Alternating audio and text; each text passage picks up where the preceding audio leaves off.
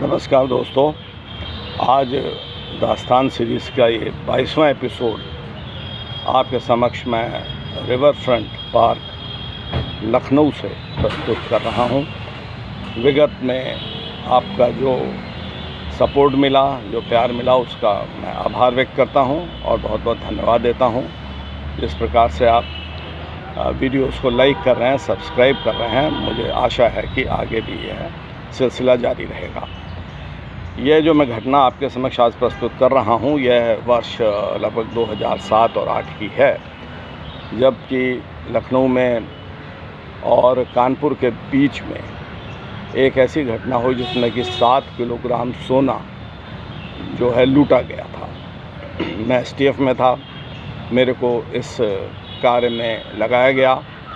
खुलासा करने के लिए, माल की बरामदगी के लिए एक टीम लगाई गई। टीम में एक डिप्टी SP जो आजकल IPS हैं, अरविंद चतुर्वेदी, शाहब रशीद खान, जयप्रकाश, हम ये सब तीनों उस टाइम में DSP हुआ करते थे, अब IPS होकर विभिन्न जगह पर अच्छी तैनाती पे हैं। 2 सब इंस्पेक्टर लगे, 3-4 सिपाही दिए गए। घटना ये थी कि वह व्यक्ति जो था वो रोडवेज की बस से चला था। माल उसने उठाया था कानपुर से, और वो थोक मंडी से माल उठाया था और लखनऊ में एक पर्टिकुलर ज्वेलर के यहाँ पर लेकर उसको जाना था।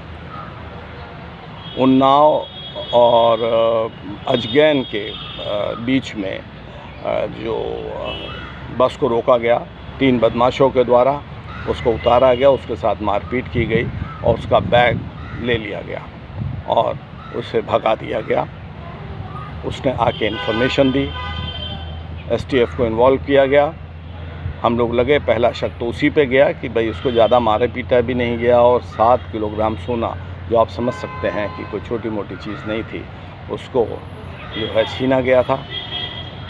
काफ़ी उसको इंटरोगेट किया गया, लेकिन मैं फिर मुतमईन हो गया कि इस घटना में इसका रोल नहीं है। जिस मंडी से उसने सामान उठाया था, जहाँ पर गोल्ड का बहुत बड़ा बाज़ार है कानपुर में, वहाँ गए।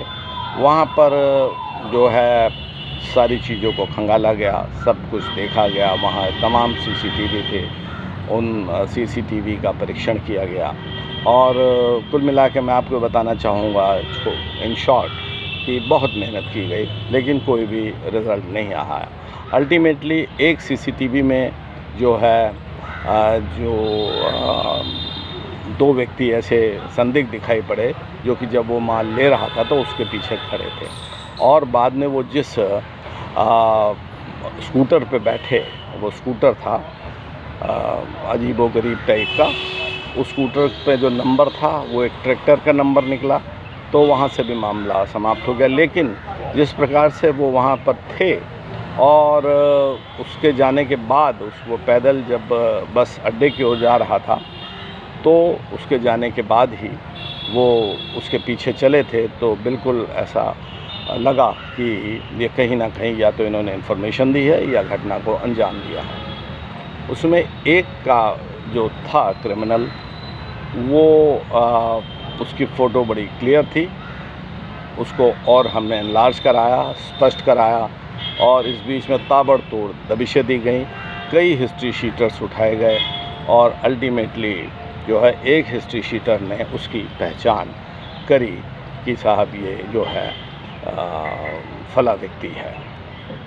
खैर, हमने रेड किया, रेड में वो हमको मिला और मिलने के बाद सबसे खुशी की बात रही कि उसके पास हमको 1 किलोग्राम गोल्ड मिला। और उसने कहा कि साहब हम लोग 3 लोग थे और ये इन्फॉर्मेशन थी कि ये व्यक्ति फला ज्वेलर के यहाँ, एक्स ज्वेलर के यहाँ पर है, उसका माल कच्चा ले जाता है कानपुर बाज़ार से और रोडवेज की बस का इस्तेमाल करता है, किसी अन्य अपने यातायात अपने अन्य किसी उस पर नहीं जाता।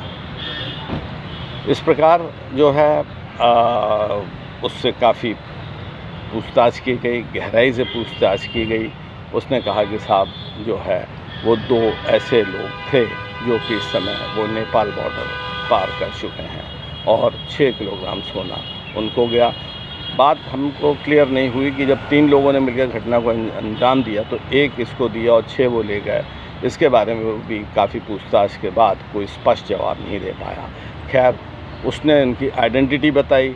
फिर हम पूरी हमारी टीम हम लोग नेपाल बॉर्डर पे लगे।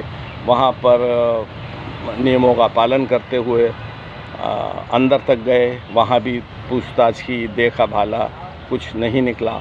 फिर जहाँ उन्होंने जिस गांव के थे वहाँ बताया, वहाँ फिर हमने रेकी करी। मैं आपको बताऊं कि 1.5 महीना हम इस केस में लगे रहे और अल्टीमेटली एक दिन उनमें से एक को हम पकड़ पाने में सफल हुए।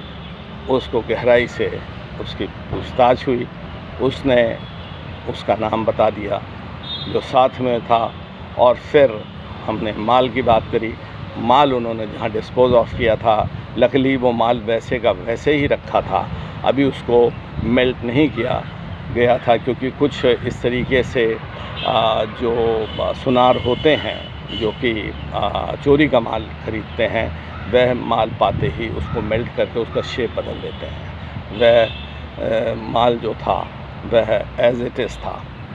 फिर उसको लाए, सुनार का अरेस्ट हुआ, और आपको मैं बताऊं कि वो 7 किलोग्राम सोना बरामद हुआ। उसमें एक अनफॉर्चुनेट बात ये भी थी कि एक उसमें सिपाही का भी इन्वॉल्वमेंट था, जिसको कि हम नहीं पहले असेस कर रहे थे, और सिपाही को भी उसमें गिरफ्तारी की गई, उसे भी जेल भेजा गया, इनको भी जेल भेजा गया। पहले पुलिस कस्टडी रिमांड में लिया गया 3 दिन, बाद में फिर जुडिशल रिमांड हेतु भेजा गया।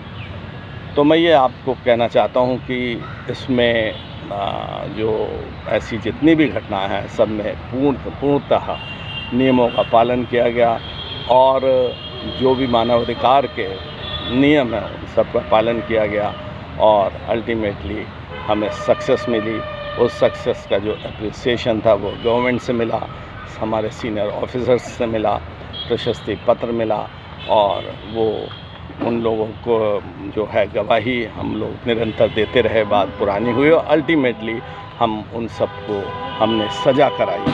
साल भर वो ट्रायल चला और सबको सज़ा हुई। तो यह 22वां एपिसोड दास्तान का था।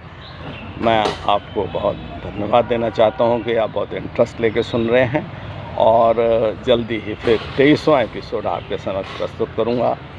बहुत बहुत धन्यवाद। जो प्यार आपका मिल रहा है वह मुझे पूर्ण आशा है मिलता रहेगा। Thank you very much. जय हिंद, जय भारत।